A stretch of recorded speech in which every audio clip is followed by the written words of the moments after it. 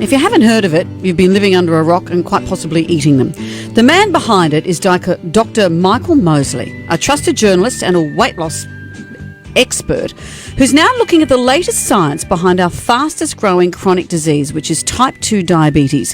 He's looking at this on a new show called Australia's Health Revolution. Dr Michael Mosley, hello. Hello. Hello, hi there. Hello. Good morning. Nice to talk to you. Can we start with this, for those that don't know, what's the difference between type 2 diabetes and type 1 diabetes? Or type Sure. A? So type 2 tends to come on at an older age, typically in middle age, 40s or 50s, unlike type 1, which affects people when they're younger, often in their teens. And type 2 is very closely linked with carrying a bit too much weight around the waist, a spare tire. And unfortunately, Australia is the fifth. Has the fifth highest rates of obesity in the world amongst the developed countries. Number 1 is the US. New Zealand is number 3. You're number 5. We're number 6. Oh. And that is also why you have such high rates of type 2 diabetes, because it's linked to that. And unfortunately, it's also linked with all sorts of horrible complications if you get it. You've always been known as a doctor and a scientist who put your life on the line, you put your body on the line. You've done that again here. So tell us about what happened, what you put your body through to see what happens to be able to reverse type 2. Yes, so what I actually did is I put myself on a fairly high ultra-processed food diet. So that is eating a lot of the sort of factory-made food that you find in the supermarkets. It comes with lots of E-numbers, and going out for quite a few sort of burgers and chicken and chips. And you lucky thing. These are sort of foods I have not eaten for a while. And to start with, I thought, wow, great, this is fantastic. And then it got me down. I started feeling a bit depressed. I wanted to eat more of these things. I became a bit constipated.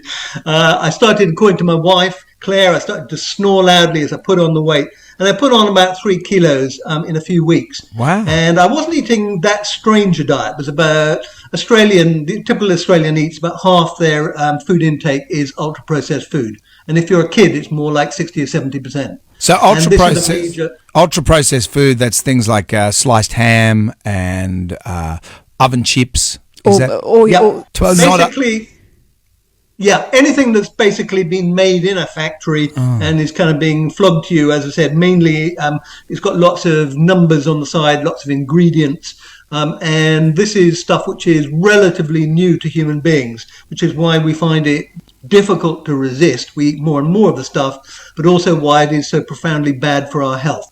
And there's a lot of evidence that an ultra-processed food diet is kind of what's driving obesity rates in Australia and around the world. And so just in a couple of weeks, your body showed signs of it wasn't good for you. And as you say, the snoring and the mood changes and all that kind of stuff. So these are all precursors to type 2 diabetes. What does the science tell you about how we can pull back from that? Sure. So what is very clear now is, as I said, type 2 diabetes linked to having a large gut. Best thing to do is to try and get rid of the large gut. Best way to do that is with a rapid weight loss diet. There's been a lot of studies in the UK, and they're rolling out a program now to treat people with type 2 diabetes by getting them to try and lose about 10% of their body weight. So, for example, 10 years ago, I was told I had type 2 diabetes. I invented the 5-2 diet. I lost around 9 kilos in about 8 weeks. And my blood sugars went back to normal, which is where they've stayed ever since. So what we're doing on the series, I've joined up with Ray Kelly, who's an exercise physiologist based here in Australia. And he also has already been doing these rapid weight loss programs with the indigenous population. He's also indigenous, and he's had great success in helping people reverse their diabetes. So what we got together, and there were 8 Aussies who are on the trail with us. And that's what the series is about. It's partly about me making myself ill and then making myself better. Very devastating news after the passing on of the popular doctor, TV personality, that is Dr. Michael Mosley, who actually passed away just last week who went missing on Wednesday, but of course he was announced dead yesterday, having passed on while he was on a walk at the Agios Nikolaos beach, that is in Greece. His body was found on the hillside near Agia Marina beach bar. That was on Sunday, and according to so many people, he was really a very, very huge personality on the TV. He was so popular. His wide scope of knowledge with regards to health, wellness, can be underrated. And of course, right about now, we are seeing the wife of the radio presenter and of course TV personality, that is Dr. Mosley, coming out to pay her own tributes to her wonderful, funny, kind, and of course brilliant husband, whose body, like I've told you, was found 4 days after he went missing on the Greek island of Symi.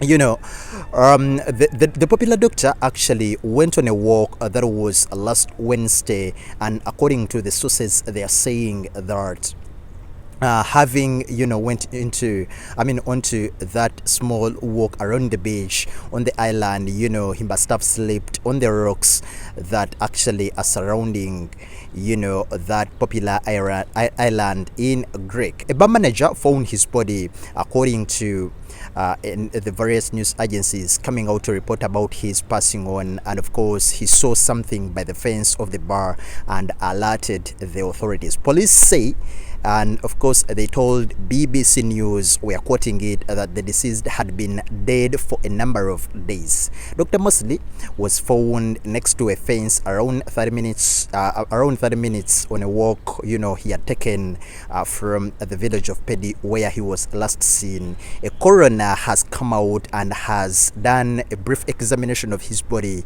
and of course they are still conducting extensive search and of course investigations with regard to this very devastating incident.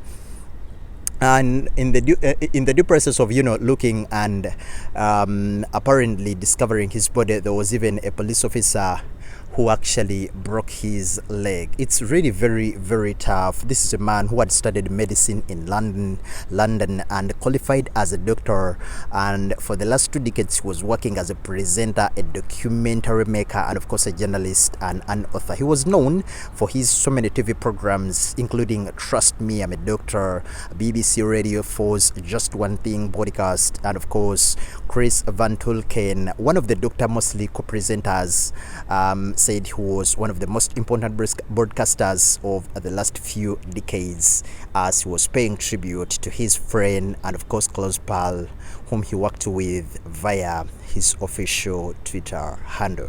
We are sending our deepest condolences to the family, to the medical fraternity, friends, fans, and everyone who was really very close to the doctor. We'll be coming out to give you details regarding his funeral memorial service, and of course as events unfold, we'll be coming out here on Dictum Media to give you all those updates. Rest in power the King, Dr. Michael Mosley.